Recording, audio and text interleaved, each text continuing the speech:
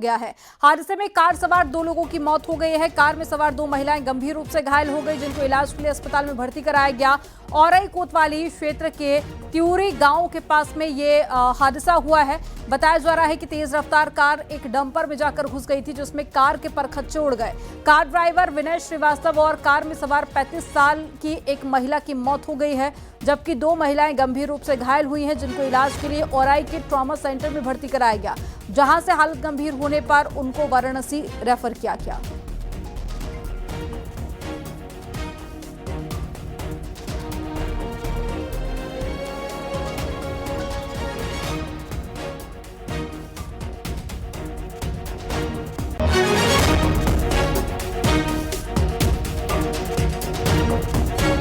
सहारनपुर में सड़क हादसे में 7 लोगों की मौत मामले में पुलिस ने बड़ी कार्रवाई की है। हादसे के आरोपी डंपर के ड्राइवर और साथी क्लीनर को गिरफ्तार किया गया। डंपर ड्राइवर दिनेश और साथी क्लीनर नीशू को हरोड़ा कट से गिरफ्तार किया गया है और गागलहेड़ी थाना क्षेत्र में 28 नवंबर को सोना फ्लाईओवर के नीचे डंपर के बेकाबू होने पर कार पलट गई थी, जिसमें एक ही परिवार के 7 लोगों की मौत हो गई थी। दिनांक 28 नवंबर 2025 को थाना गागलहेड़ी क्षेत्र में हुई दुर्भाग्यपूर्ण सड़क दुर्घटना, जिसमें 7 लोगों की मृत्यु हो गई थी, उस संबंध में परिजनों से लिखित तहरीर प्राप्त कर ली गई है एवं आज दिनांक 28 नवंबर 2025 को चालक एवं परिचालक को गिरफ्तार करके जेल भेज दिया गया है एवं इसमें अग्निविधिक कार्यवाही प्रचलित है। प्रयागराज में अवैध प्लॉटिंग और साथ ही निर्माण के खिलाफ पीडीए की कार्रवाई तेज हो गई है। जोन संख्या 6 के फाफामऊ क्षेत्र में 6 बीघे में हो रही अवैध प्लॉटिंग को बुलडोजर से ध्वस्त किया गया। प्लॉटिंग रामकुमार, राम सुशील श्रीवास्तव और रामचंद्र श्रीवास्तव और साथ ही कई अन्य द्वारा बिना लेआउट स्वीकृति के कराई जा रही थी। पीडीए जल्द ही प्लॉटिंग करने वालों के खिलाफ फाफामऊ थाने में एफआईआर दर्ज कराएगा और पृथ्वीपाल पटेल के शांतिपुरम फाफामऊ स्थित अवैध निर्माण को सील किया गया है।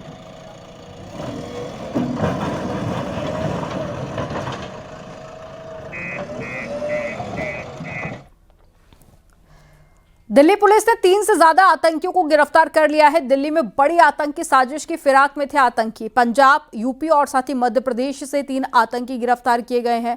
दिल्ली पुलिस और साथ ही सेंट्रल एजेंसियों का साझा ऑपरेशन था, जिसमें पाक खुफिया एजेंसी आईएसआई के संपर्क में 3 आतंकी थे, जिन्हें गिरफ्तार कर लिया गया है।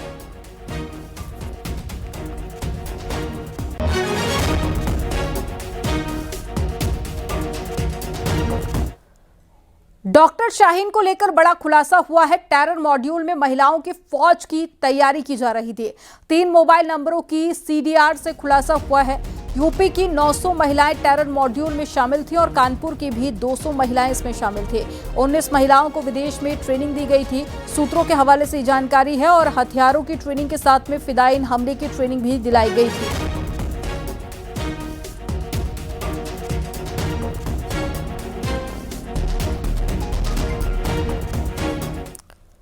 हाथरस की गणेश सिटी कॉलोनी में चोरों ने एक बंद मकान का ताला तोड़कर 10 से 12 लाख रुपए के जेवरात, नकदी और साथ ही कीमती सामान भी चोरी कर लिए। मकान मालिक आशुतोष बंसल लखनऊ में इलाज करा रहे हैं और कुछ समय के लिए ससुराल गए थे।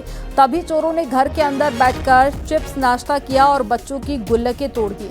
घटना की जानकारी मिलते ही इलाके में लोगों की भीड़ इकट्ठा हो गई और पुलिस ने जांच पड़ताल शुरू की।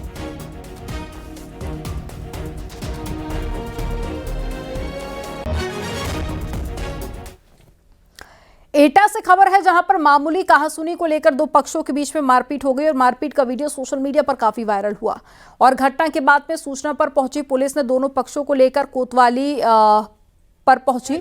फिलहाल पुलिस मामले की जांच पड़ताल कर रही है। कोतवाली नगर के तहत ऋषि मार्केट तिराहे की घटना है।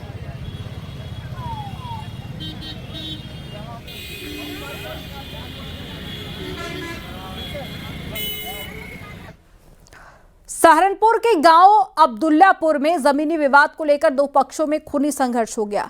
मारपीट के दौरान लाठी डंडे और साथ ही धारदार हथियार से हमला किया गया। घटना के दौरान महिला समेत 10 लोग घायल हुए हैं। अस्पताल में सभी का इलाज चल रहा है। फिलहाल पुलिस ने मामला दर्ज करके कार्रवाई शुरू कर दी है।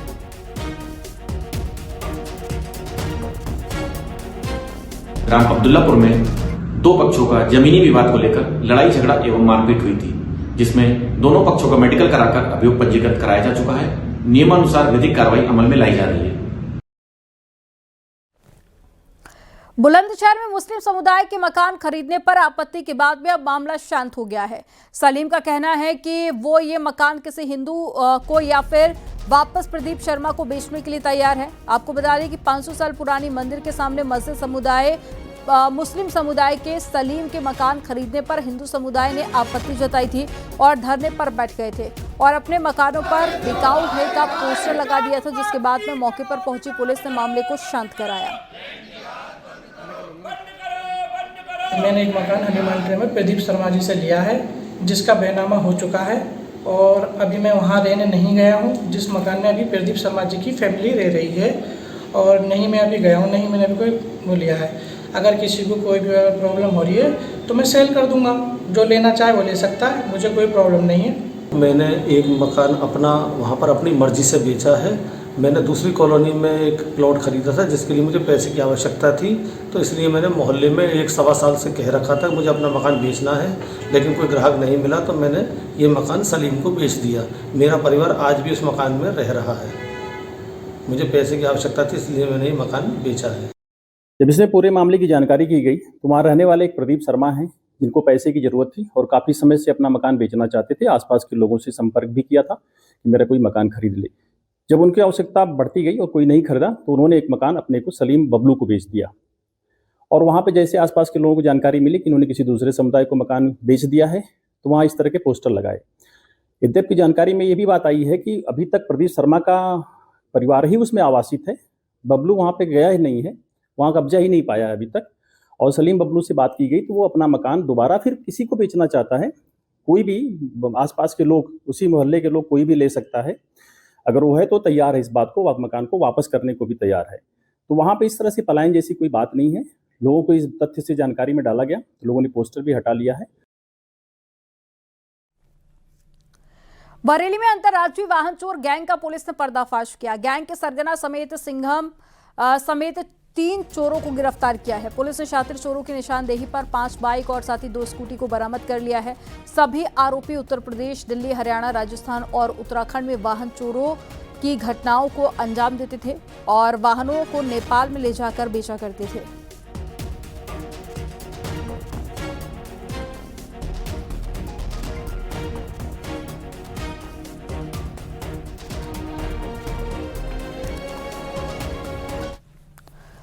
लखनऊ में anti narcotics task force Gorakhpur unit ने बड़ी कार्रवाई करते हुए 3 तस्करों को गिरफ्तार कर लिया है। टीम ने तीनों तस्करों के पास से कार से 1.5 करोड़ रुपए की हेरोइन को बरामद किया है। आरोपियों के पास से 4 फोन और साथ ही 8,900 रुपए कैश भी बरामद किया गया।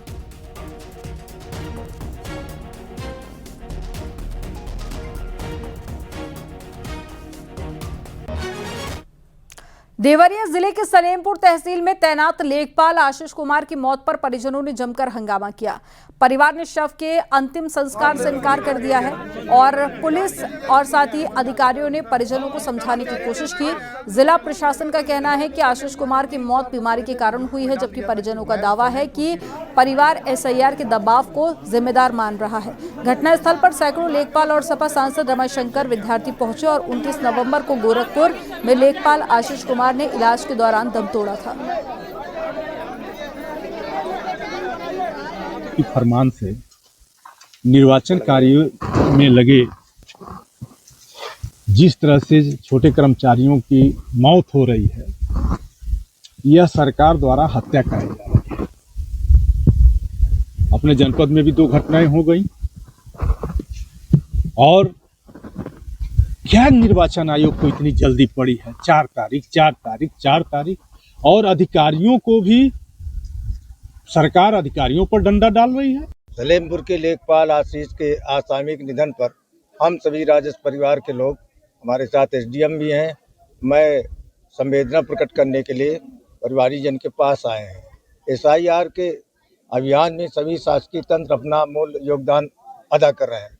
जहां तक इनकी कुछ मांगे हैं तो जो भी अनुबंध सहायता है, जो उस सहायता को तत्काल देने की कार्रवाई की जाए। सर, इनकी मौत कैसे हुई, क्या जानकारी? मौत जो प्रथम दृष्टया संज्ञान में आया है, ये बीमार थे। मुरादाबाद में एसआईआर से परेशान बीएलओ ने सुसाइड कर लिया है। एसआईआर के टारगेट से परेशान बीएलओ ने गले में फंदा डालकर सुसाइड कर लिया। खुदकुशी करने से पहले टीचर ने बेसिक शिक्षा अधिकारी के नाम सुसाइड नोट लिखा। सुसाइड नोट में टीचर सर्वेश सिंह ने लिखा है कि रात दिन काम करता रहा, फिर भी एसआईआर का टारगेट हासिल नहीं कर पा रहा हूँ और रात बहुत मुश्किल और चिंता में कटती है, सिर्फ 2 से 3 घंटे सो पा रहा हूँ। बीएलओ टीचर का सुसाइड नोट सोशल मीडिया पर वायरल हो रहा है। बीएलओ थाना भगतपुर इलाके में जाहिदपुर सिकंदरपुर कंपोजिट स्कूल में टीचर थे जिन्होंने सुसाइड कर लिया है। अभी इस पूरे प्रकरण की जो जांच है वो हमारी स्थानीय पुलिस उसमें लगी हुई है, वो कर रही है और हम लोग तमाम जितनी भी चीज़ें हैं वो सभी पहलुओं को देख रहे हैं। बस मैं आपको अवगत करना चाहूँगा कि एज बीएलओ इनका जो कार्य बिल्कुल अच्छा चल रहा था। लगभग 67% की इनकी जो फॉर्म थे वो डिजिटाइजेशन हो गया था। लगभग 6% के आसपास इन्होंने अन्य भी जो मार्किंग थी वो कर रखा था, तो काम लगभग इनके अंतिम सिरे पर ही था। तो एसआईआर से संबंधित कुछ बातें आ रही हैं इसमें, लेकिन इनके कार्य और विभिन्न जो अन्य पहलू हम देख रहे हैं उससे ऐसा फिलहाल सीधा कनेक्शन बहुत स्टैब्लिश नहीं हो रहा। हम फिर भी इस चीज़ को देख रहे हैं कि आखिर किन कारणों से ये कदम उनको उठाना पड़ा है। उन्नाव में बुजुर्ग महिला से अभद्र भाषा का इस्तेमाल करने के मामले में एक्शन हुआ है। एसपी जेपी सिंह ने महिला उप निरीक्षक को लाइन हाजिर कर दिया है। एसपी जेपी सिंह ने वायरल वीडियो की जांच सीओ सिटी को सौंपी है। सदर कोतवाली में तैनात महिला उप निरीक्षक उमा अग्रवाल का एक वीडियो सोशल मीडिया पर वायरल हुआ था और जिसमें वो बुजुर्ग महिला को धमकाते हुए अभद्र भाषा का इस्तेमाल करते हुए नजर आ रही है। वायरल वीडियो में एसआई उमा अग्रवाल बुजुर्ग महिला पर चिल्लाते हुए कहती हैं, इतने लगाएंगे जूते की शक्ल भी भूल जाओगे। घटना के बाद में पुलिस प्रशासन ने तत्काल संज्ञान लेते हुए कार्रवाई की है। मुकदमा लिखा है। सुनो ए बूढ़ा। इटावा स्पेशल ट्रेन में नेवी अफसर की पत्नी अनीता की मौत मामले में जीआरपी प्रभारी निरीक्षक दिनेश कुमार शर्मा को लाइन हाजिर किया गया।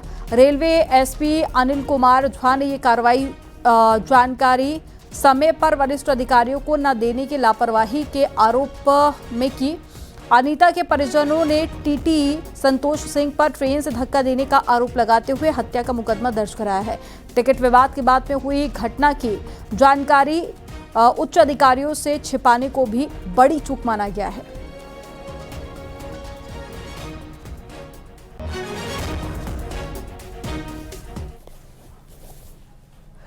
झांसी मेडिकल कॉलेज की मॉर्चरी में पोस्टमार्टम से पहले महिला के शव की आंख और कान कुतरे मिले हैं। परिजनों ने आरोप लगाया है कि मॉर्चरी में चूहों ने कुतरा है। सीएमएस ने आशंकाओं से इनकार करते हुए कहा कि ये कान कीड़ों या फिर कॉकरोच का हो सकता है ये काम, और महिला ने मानसिक तनाव में आत्महत्या की थी और शव फ्रीजर में रखा गया था। शव की हालत देखकर परिजन आक्रोशित हो गए और सीएमएस से शिकायत की है।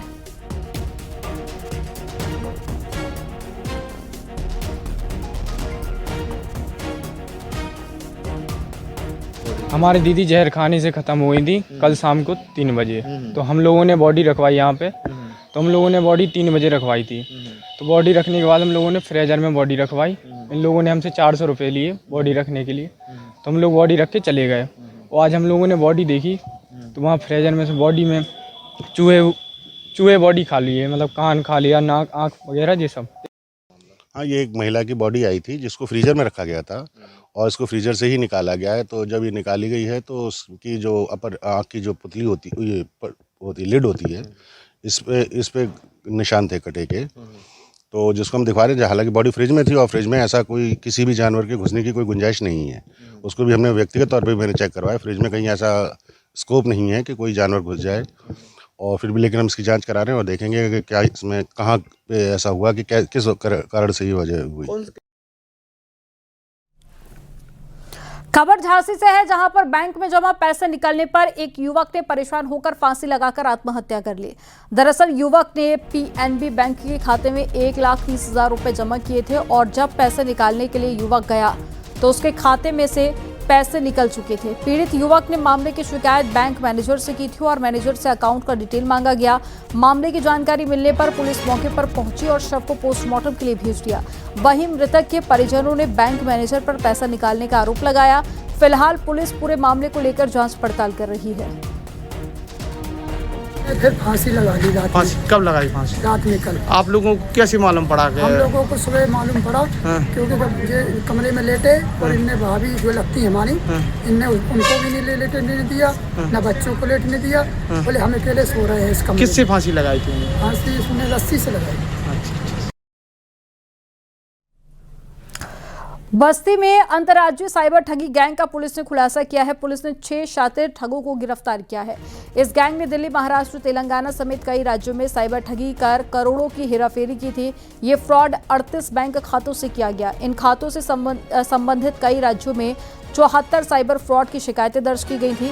इस गैंग को पकड़ने के लिए कोतवाली पुलिस, लालगंज पुलिस और साथ ही साइबर की टीम लगाई गई थी। इस गैंग का संबंध हरियाणा के मेवात साइबर ठग गैंग से है। ये गिरोह सरकारी योजनाओं, इन्वेस्टमेंट, ट्रेडिंग और साथ ही मुफ्त बैंक खाता खोलने का लालच देकर म्यूल खाते तैयार करता था।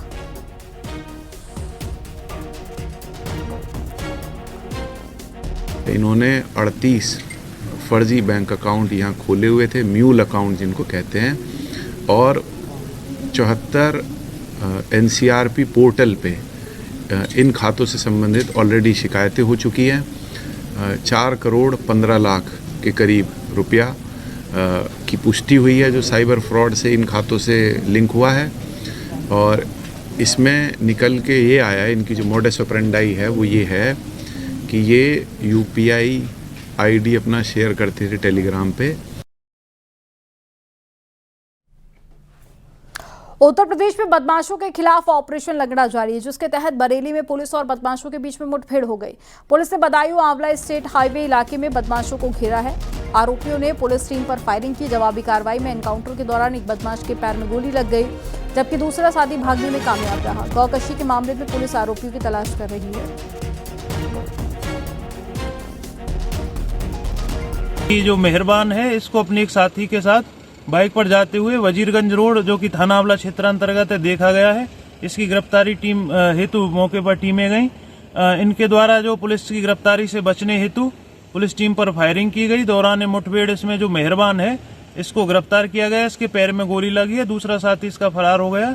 मेहरबान जो जिसकी गिरफ्तारी हुई है, इसके पास से एक अपराध में प्रयुक्त जो बाइक है तथा इसके पास एक नाजायज तमंचा, एक प्रयुक्त कारतूस तथा 2 जिंदा कारतूस एवं जो गोकशी के अपराध में प्रयुक्त उपकरण थे वो बरामद हुए हैं।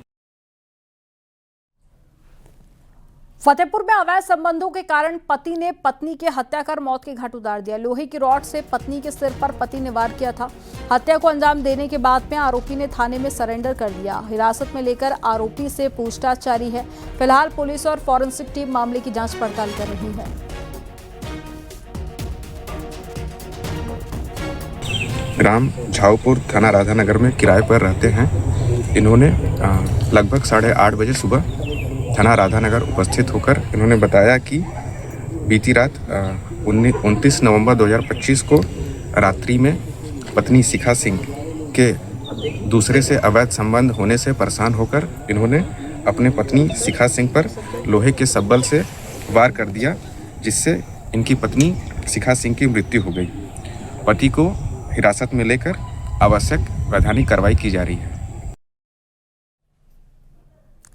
सहारनपुर में शादी की खुशियां मातम में बदल गईं। शादी के लिए कपड़े खरीदकर बाइक से लौट रहे 2 लड़के दीवार से टकरा गए। हादसे में बाइक सवार दोनों लड़कों की मौत हो गई है।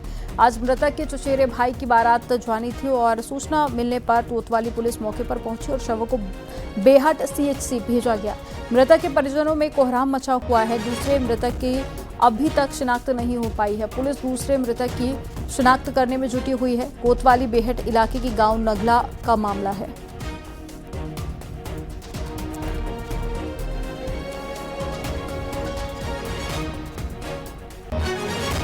उन्नाव के दही थाना क्षेत्र में देर रात हुए सड़क हादसे में मरने वालों की संख्या बढ़कर अब 3 हो गई है। घायल तीसरे शख्स ने भी इलाज के दौरान दम तोड़ दिया। तेज रफ्तार डंपर ने बाइक को पीछे से टक्कर मार दी थी। इसके बाद में डंपर उन्हें कुचलते हुए फरार हो गया। हादसे में बाइक पर सवार चाचा भतीजे समेत 3 युवक गंभीर रूप से घायल हो गए। अस्पताल में 2 की डॉक्टरों ने मृत्यु होने की जानकारी दी, जबकि तीसरे को कानपुर रेफर किया गया। इलाज के दौरान तीसरे घायल ने भी दम तोड़ दिया। बताया जा रहा है कि तीनों लोग शहद खरीद बिक्री का काम किया करते थे। लखनऊ कानपुर हाईवे पर एक अज्ञात डंपर द्वारा एक बाइक को टक्कर मार दी गई। उस बाइक पे 3 लोग सवार थे। इस सूचना पर मिलने के बाद थाना दही की पुलिस तत्काल मौके पर पहुंची और जो घायल थे उनको अस्पताल भेजा गया इलाज हेतु। इलाज के दौरान तीनों लोगों की मृत्यु हो गई। तीनों लोगों के शव को पोस्टमार्टम के लिए भेजा जा चुका है। इसमें अग्रिम विधिक कार्रवाई की जा रही है। वाराणसी की बाबा विश्वनाथ धाम के बाहर मराठी संस्कृति की झलक देखने को मिली है। महाराष्ट्र से आए दल ने ढोल ताशे से बाबा विश्वनाथ के चरणों में अनोखे तरीके से अपनी भक्ति अर्पित की है। मराठी वेशभूषा में 70 संसदीय दल ने ढोल ताशे की अद्भुत प्रस्तुति दी। इस अद्भुत नज़ारे को देखकर आए श्रद्धालु भी मंत्रमुग्ध दिखे।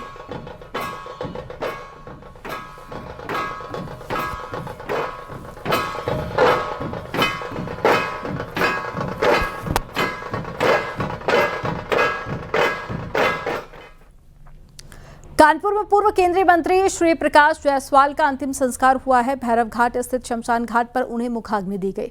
इस मौके पर बड़ी संख्या में कांग्रेसी कार्यकर्ता और नेता शामिल हुए। आपको बता दें कि शुक्रवार को 81 साल की उम्र में पूर्व केंद्रीय मंत्री श्री प्रकाश जायसवाल का निधन हुआ था। श्री प्रकाश जायसवाल कानपुर से 3 बार सांसद रहे थे और केंद्र सरकार में राज्य मंत्री और कैबिनेट मंत्री भी रह चुके थे। उन्होंने कांग्रेस के प्रदेश अध्यक्ष की भी जिम्मेदारी संभाली थी।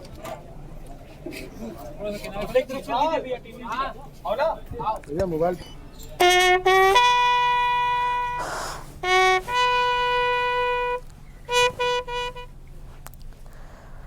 बदायूं में टैंकर से कुचलकर एक व्यक्ति की मौत हो गई है। टैंकर से कुचलने का वीडियो सोशल मीडिया पर काफ़ी वायरल हुआ और उसी तेल टैंकर से उतरने के बाद में आगे जाते समय यह हादसा हो गया। हादसे के बाद में ड्राइवर टैंकर लेकर मौके से फरार हो गया। राहगीरों की सूचना पर पहुंची पुलिस ने शव को कब्जे में लिया। वजीरगंज थाना क्षेत्र के बगरेन गौरी शंकर इंटर कॉलेज के पास हादसा हुआ है।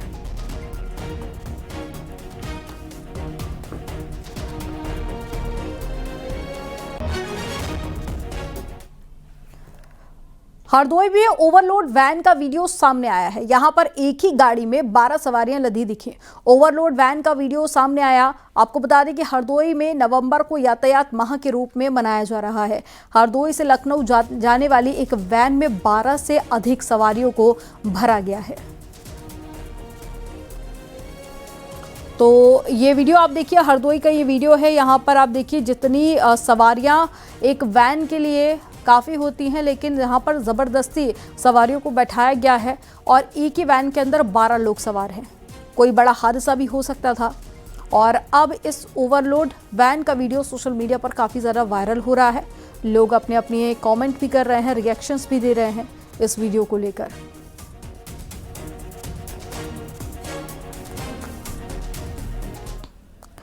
आगरा में घर के अंदर से पुलिस ने आटे के कट्टे में रखी अवैध पिस्टल बरामद की है। गांव के एक लड़के के खिलाफ पिस्टल लेकर चलने और तानने का आरोप लगा था, जिसके बाद में पुलिस ने छानबीन के दौरान पिस्टल बरामद की और बीते दिनों थाना खंदोली क्षेत्र के गांव में घर में कब्जा करने को लेकर विवाद हुआ था। आरोप था कि विवाद के दौरान एक पक्ष ने दूसरे पक्ष के साथ में मारपीट और पथराव करने के साथ में पिस्टल तान दी थी, जिसके बाद में पुलिस ने मुकदमा दर्ज कर लिया था और 3 आरोपियों को गिरफ्तार किया था। अब पुलिस जांच के बाद आरोपी के घर पहुंची है और छानबीन में पिस्टल भी बरामद की गई है। उधम सिंह नगर में पुलिस को बड़ी कामयाबी मिली है। यहां पर 36 लाख की स्मैक के साथ में कुख्यात नशा तस्कर को पुलिस ने गिरफ्तार कर लिया है। यहां पर नानकमत्ता इलाके में सक्रिय तस्कर सुखविंदर उर्फ सुखा को पकड़ने का पुलिस लंबे समय से प्रयास कर रही थी और यहां पर रुद्रपुर हाईवे पर सुखा को पकड़ा गया। उसके पास से 120 ग्राम स्मैक जिसकी कीमत करीब 36 लाख रुपए है और 315 बोर का अवैध तमंचा भी बरामद किया गया। पुलिस ने कई गंभीर धाराओं में केस दर्ज किया, तस्कर को जेल भेज दिया।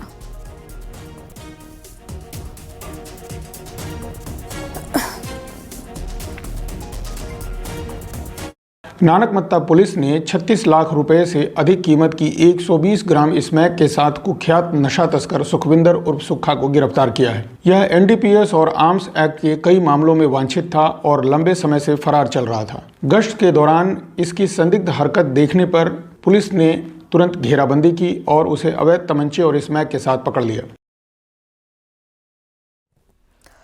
हरदोई में डीजे बंद करने के विवाद में हुई हत्या पर पुलिस ने एक्शन लिया है और मुख्य आरोपी के भाई को गिरफ्तार कर लिया। खबर के मुताबिक शादी समारोह के दौरान डीजे बंद करने को लेकर विवाद हुआ था, जिसके बाद दूल्हे के जीजा और साथ ही उसके भाई ने गोली मारकर डीजे संचालक की हत्या कर दी थी, जिसके बाद से पुलिस मामले की जांच पड़ताल कर रही थी और अब पुलिस ने हत्या के आरोपी को गिरफ्तार कर लिया है।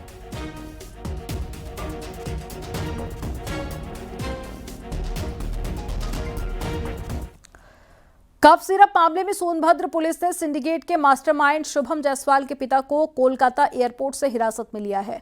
शुभम जायसवाल के पिता भोला जायसवाल को उस वक्त हिरासत में लिया गया जब वे कोलकाता से थाईलैंड की फ्लाइट में बैठने वाले थे। ट्रांजिट रिमांड पर भोला जायसवाल को सोनभद्र लाया जा रहा है। सिरप तस्करी सिंडिकेट के मास्टरमाइंड शुभम जायसवाल का आरोपी पिता भोला जायसवाल कोलकाता एयरपोर्ट से गिरफ्तार। सोनभद्र पुलिस ने भोला जायसवाल को कोलकाता एयरपोर्ट से गिरफ्तार किया है जब वो थाईलैंड के लिए फ्लाइट में बैठने ही वाला था। बताया जा रहा है कि थाईलैंड से वो सिंगापुर भागने की फिराक में था। सोनभद्र पुलिस जल्द ही भोला जायसवाल को ट्रांजिट रिमांड पर सोनभद्र लेकर आएगी। शैली ट्रेडर्स वो कंपनी है जो इस पूरे कफ सिरप तस्करी के सिंडिकेट में पूरी तरह से इन्वॉल्व है और भोला जायसवाल इसी शैली ट्रेडर्स फर्म का प्रोपराइटर और शुभम जायसवाल का पिता है। अब ये बात भी सामने आ रही है कि एसटीएफ से बर्खास्त सिपाही आलोक सिंह की भी कई कंपनियां कफ सिरप तस्करी में इन्वॉल्व हैं। लिहाजा जल्द ही एसटीएफ आलोक सिंह को भी गिरफ्तार कर सकती है। उसकी तलाश में एसटीएफ और उत्तर प्रदेश पुलिस की कई टीमें अलग अलग जिलों में दबिश भी दे रही हैं। कैमरामैन मनोज शाही के साथ ऋषभ मणि त्रिपाठी, न्यूज़ 18 लखनऊ।